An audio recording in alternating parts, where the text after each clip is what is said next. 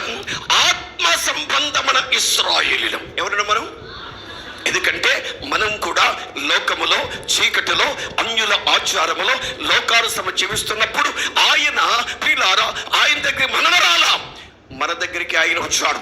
పాపముల చేత అపరాధముల చేత ప్రియుల చచ్చిన మనల్ని ప్రభు బ్రతికించాడు. ఈ రోజున దేవుని యొక్క శరీరంలో పాలు తేలి ప్రపంచ కరాదేశం అంటే నిత్య రాజ్యానికి వారసవడానికి ఆయన మనల్ని ఏర్పాటు చేసుకున్నాడు.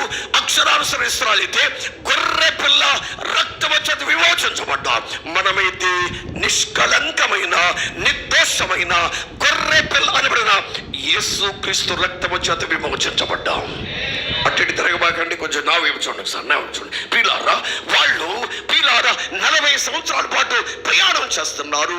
మనము కూడా లోకములో ప్రయాణం చేస్తున్నాం. ఈ లోకములో యాత్రికులమును పరదేశంలో ఉన్నాము.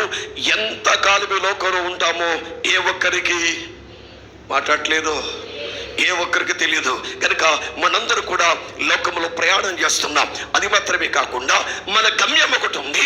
ఇశ్రాయేలు గమ్యం ఏంటంటే పాలు తేనెలు ప్రవహించే కనాను దేశం. మరి మన గమ్యం ఏంటి? కొంచెం గట్టిగా చెప్పండి అమ్మా, కొంచెం గట్టిగా చెప్పండి. మన గమ్యం ఏంటి?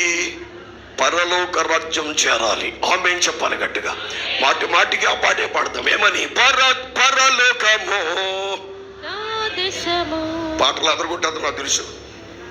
పరదేశిని మాయలోకమకి నేను యాత్రికుడును గనుక మనందరి యొక్క గమ్యం ఏంటంటే పరలోకం. గనుక ఇప్పుడు మనం ఆలోచన చేస్తున్నప్పుడు వాళ్ళు బయలుదేరి పిల్లారా చాలా సంవత్సరాలు బయలుదేరారు. ఇంచుమించుగా 40 సంవత్సరాల పాటు ప్రయాణం చేశారు. కానీ వారు చేరవలసిన గమ్యస్థానానికి మాట్లాడలేదు, చేరలేకపోయారు. బైబిల్ పండితుల అభిప్రాయం ఏంటంటే ఐగుప్తు దేశం నుండి పాలు తేనెలు ప్రవహించి కనాను దేశానికి కేవలం వారి నడిచే విధానము చూస్తే కేవలం 3.5 రోజులు మాత్రమే. ఎన్ని రోజులు? కానీ 3.5 సంవత్సరాలు కాదు, 30 సంవత్సరాలు కాదు, 37 సంవత్సరాలు కాదండి. ఇంచుమించుగా 40 సంవత్సరాల పాటు ప్రయాణం చేసిన వారి జీవితాల్లో గమ్యమునకు చేరలేకపోవడం కారణం ఏంటంటే అపోస్తలుల పౌలు కొరింథీ సంఘం రాసిన పత్రికలో వారి అవిధేయత, వారి అవిశ్వాసం, వారిలో కృతజ్ఞతలేని జీవితం అని చెప్పి 10వ అధ్యాయములు మనం చూస్తాం. కనుక ఆ రోజున వాళ్ళు చేరలేకపోయారు. ఈ రోజున మనము కూడా భక్తులు ఉన్నాం, ప్రార్థనలో ఉన్నాం, విశ్వాసం ఉన్నాం, పాటలు పాడుతున్నాం, ఆరాధన చేస్తున్నాం పిల్లలు. కానీ మన జీవితంలో జరగవలసిన కార్యాలు ఇంకా జరగకుండానే ఉన్నాయి. ఆమేన్ చెప్పండి గట్టిగా. అవునా కదా? చాలా చాలా సంవత్సరాలు ఎదురు చూస్తున్నాం.